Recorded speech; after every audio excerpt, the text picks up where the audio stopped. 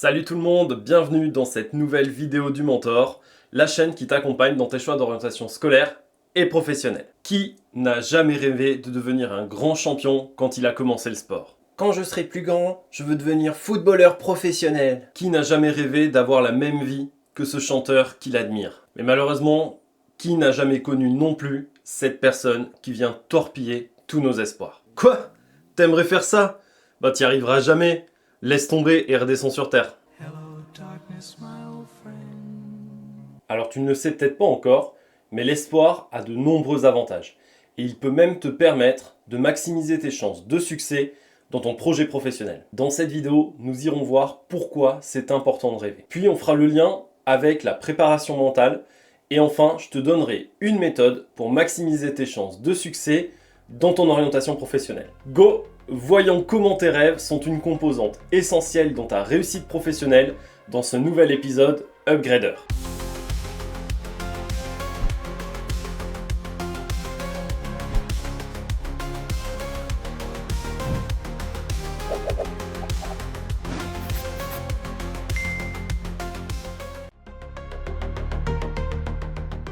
Alors, je sais très bien ce que tu vas me dire. C'est quoi le lien entre ton orientation professionnelle et tes rêves? La réponse, c'est l'espoir. Et pour qu'on soit OK sur le reste de la vidéo, je te propose d'admettre cette définition de l'espoir. C'est la capacité à croire que l'on peut établir des stratégies efficaces pour atteindre un objectif précis en ayant de la motivation et de la détermination pour l'atteindre. Une fois que cette définition est posée, concrètement, qu'est-ce qui se passe dans notre cerveau quand nous ressentons de l'espoir? Eh bien, ce que nous avons là, c'est ni plus ni moins qu'une calculatrice.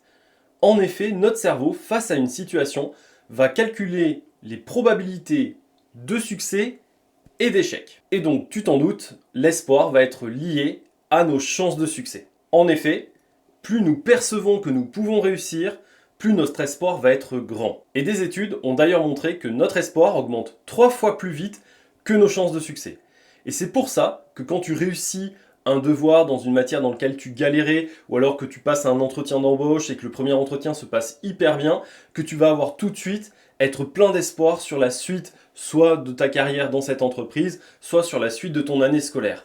C'est normal. Alors pourquoi c'est important d'avoir de l'espoir? Le dicton bien connu dit que l'espoir fait vivre. Et c'est pas complètement faux. En effet, des études ont montré que lorsque les étudiants, donc dans les études supérieures, gardaient espoir dans leurs capacités, ils avaient généralement de meilleurs résultats académiques et étaient plutôt en bonne santé mentale, n'avaient pas de problème particulier et ressentaient du bien-être. D'autres études ont montré que plus un panel de personnes gardait espoir, plus ils avaient une forte résilience. Alors là aussi, on va éviter les faux débats sur ce qu'est la résilience ou pas, et je te propose cette définition. C'est la capacité à rebondir après un événement traumatisant ou un gros échec personnel et à réussir à se remettre en mouvement. Donc oui, croire en tes rêves d'avenir professionnel, ça peut te donner suffisamment d'énergie pour faire face aux différentes difficultés, mais aussi t'accrocher jusqu'au bout. Avant de te partager une méthode pour utiliser tes rêves et maximiser tes chances de succès, je te propose que nous allions voir ce que la prépa mentale nous apprend sur la capacité qu'a notre cerveau à anticiper les difficultés et donc à améliorer nos performances. Alors tu vas me dire, mais qu'est-ce que vient faire la prépa mentale dans tout ça? Je vais t'expliquer. Quand on parle de rêve ou d'espoir, il y a un élément important qui est la capacité de notre cerveau à se projeter dans l'avenir. Et je te le donne en mille, la prépa mentale utilise exactement la même capacité du cerveau. Concrètement, se préparer mentalement, c'est visualiser l'atteinte de l'objectif futur. C'est faire comme une sorte de grande répétition mentale. Donc on peut faire un lien évident entre tes rêves de réussite professionnelle et les outils de la prépa mentale qui, eux, sont formalisés depuis bien longtemps et qui sont utilisés maintenant de manière très développée, notamment dans le sport de haut niveau. Ces techniques ont un avantage majeur, c'est qu'elles permettent d'anticiper avant qu'elles ne se produisent les difficultés. Et donc ça va permettre de mettre en place des stratégies d'adaptation. Alors pourquoi beaucoup de sportifs de haut niveau, par exemple, utilisent ces techniques-là? Tout simplement parce que c'est pas du bullshit. En effet, des études ont montré que notre cerveau va fonctionner de la même façon d'un point de vue physique, c'est-à-dire dans la contraction des muscles par exemple, ou physiologique, dans par exemple l'augmentation du rythme cardiaque, entre la visualisation du geste par exemple qu'on va répéter et la réalisation réelle du geste en question. Donc en gros, quand on se projette mentalement dans une action à réaliser, notre cerveau travaille déjà. D'ailleurs, des études ont montré que des personnes se préparant mentalement étaient entre 10 et 25% plus performants que des personnes ne le faisant pas. Donc en plus de maximiser tes chances de succès, la préparation mentale a aussi la faculté d'augmenter ta confiance en toi. Tout simplement parce que tu t'es déjà vu réussir. Donc quelque part, c'est quelque chose qui est possible et qui existe.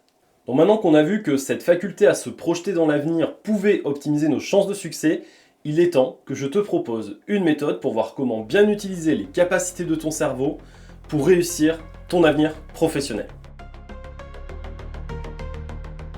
D'abord, il faut bien travailler l'objectif. En effet, que ce soit dans la définition de l'espoir qu'on a vu tout à l'heure ou dans le principe même de la prépa mentale, il y a toujours un objectif à atteindre. Dans ton cas, ça peut être soit un poste que tu vises, soit une promotion, soit tout simplement une filière d'études ou un diplôme. Je te conseille d'avoir un objectif assez ambitieux. Pourquoi ? Parce que la motivation sera plus grande si l'ambition est présente. Tu l'as sans doute remarqué dans ton quotidien, dès l'instant où tu te fixes un objectif qui est un peu mieux que ce que tu fais déjà, est-ce que ça vaut le coup d'engager autant d'efforts pour faire à peine mieux ? Souvent, c'est pas le cas. Par contre, il faut faire attention de ne pas être trop ambitieux. Donc là aussi, mon deuxième conseil, c'est que ton objectif soit réaliste, soit pragmatique et tienne compte de tes capacités actuelles. L'objectif, c'est d'éviter de s'essouffler à essayer d'atteindre un objectif qui est inatteignable. Quelque chose que je dis souvent dans les interventions que je peux faire, c'est que si vous voulez être sûr d'échouer, définissez un objectif tout pourri. Ok, donc on fait gaffe, on soigne bien l'objectif au départ. Ce qui va être important ensuite, c'est de ne pas visualiser que l'objectif final, mais tout le processus qui va te permettre de l'atteindre. Même si tu te fixes un objectif moyen terme ou dans quelques années, d'essayer aussi de te fixer des objectifs intermédiaires, en gros de jalonner le parcours pour atteindre cet objectif final. Pourquoi ? Parce que le succès alimente la motivation. Donc plus tu vas atteindre des petits objectifs, plus tu seras motivé pour continuer. Donc par exemple, si je vise un master dans tel ou tel domaine, je vais déjà peut-être avoir comme objectif de rentrer dans une licence, puis ensuite de valider la première année de licence, puis d'obtenir la licence, et ainsi de suite. Troisième étape, ça va être d'anticiper les succès, mais aussi les échecs. En effet, il y a peu de chances que ton plan se déroule comme tu l'as prévu, sans aucun problème et sans aucune accroche. Donc quand tu te projettes dans un objectif professionnel et dans le parcours pour l'atteindre, il faut que tu anticipes potentiellement les échecs qui peuvent survenir. Ça va te permettre d'éviter les mauvaises surprises et d'anticiper aussi des stratégies d'adaptation. Donc après, attention, anticiper l'échec ne veut pas dire se focaliser dessus et penser qu'on va forcément se planter. Je parlais tout à l'heure aussi d'anticiper le succès, c'est-à-dire que ça va être important que tu visualises ton après-objectif. Une fois que tu as atteint ton objectif, qu'est-ce qui se passe ? C'est quoi l'étape d'après ? Alors pourquoi c'est important de le faire ? Pour éviter les phénomènes de décompression. C'est un phénomène qui est bien connu dans le monde du sport, notamment après des grosses compétitions internationales, comme par exemple les Jeux Olympiques, où pas mal de sportifs peuvent faire des petites dépressions, des petits burn-out après l'atteinte de l'objectif, parce qu'ils décompressent tellement qu'ils n'arrivent plus à avoir de motivation. Et ce phénomène existe évidemment dans tous les objectifs qu'on peut se fixer dans la vie, notamment nos objectifs professionnels. Enfin, le dernier point de la méthode, c'est de ne pas s'emballer. Et donc attention au piège de l'euphorie. Tu risques de ne pas voir venir les problèmes suffisamment tôt parce que tu es pris dans ton truc, que tout va bien se passer. Donc ne t'arrête pas au premier succès one shot. Ça sert à rien et ça va te desservir pour la suite. Ce qu'il faut que tu vises, c'est la répétition de la performance, que tu regardes aussi les tendances que tu peux avoir dans ton évolution du résultat et aussi de regarder les chiffres de manière objective.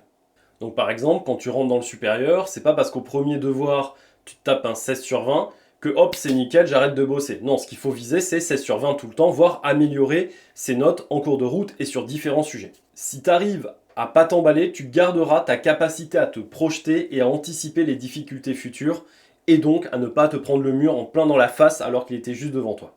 Voilà ce que je pouvais te donner comme conseil méthodologique. Alors on l'a vu, ce qui est souvent le plus difficile, c'est de se fixer un bon objectif au départ. D'ailleurs, si tu es au lycée et que tu veux pouvoir te fixer des objectifs d'orientation post-bac qui sont raisonnables, mais ambitieux, sache que la plateforme Trajecto que j'ai créée contient des informations utiles qui te permettront d'avoir des informations stratégiques pour que tu puisses te positionner et voir si oui ou non l'objectif il est trop ambitieux ou pas. Ça te permettra de bien te préparer et aussi d'éviter de gaspiller des vœux dont on sait à l'avance qu'il y a vraiment une chance infinitésimal, oui, j'ai galéré à le dire, mais j'ai à peu près sorti bien le mot, d'être pris. Donc si on fait le tour des choses importantes à retenir. D'abord, tes rêves sont un excellent moteur pour ta motivation, à la condition qu'ils ne soient pas impossibles à atteindre. Bon, c'est sûr que si tu rêves d'avoir des super pouvoirs, on est mal embarqué en matière de possibilité de l'atteindre. Ensuite, le deuxième point, c'est de te projeter dans toutes les étapes pour atteindre ton objectif. Ça va te permettre d'anticiper les difficultés et ainsi d'avoir des stratégies pour maximiser tes chances de succès. Et enfin, il est indispensable de se projeter dans la situation d'échec ou le lendemain du succès pour éviter les phénomènes de décompression. Voilà, on arrive à la fin de cette vidéo. J'espère que ça t'aura permis de comprendre que tu as le droit de rêver et que même c'est vraiment intéressant pour essayer de réussir tes objectifs professionnels. Et enfin, là, je voulais te confier un conseil vraiment personnel. Ne laisse personne t'interdire de rêver. On se retrouve très vite dans une prochaine vidéo avec au programme les passerelles entre les différentes formations post-bac. On va essayer de faire la liste exhaustive, complète, de tout ce qui est possible. Mais d'ici là, n'oublie pas, tu as le potentiel de devenir qui tu veux, à toi maintenant de t'en donner les moyens.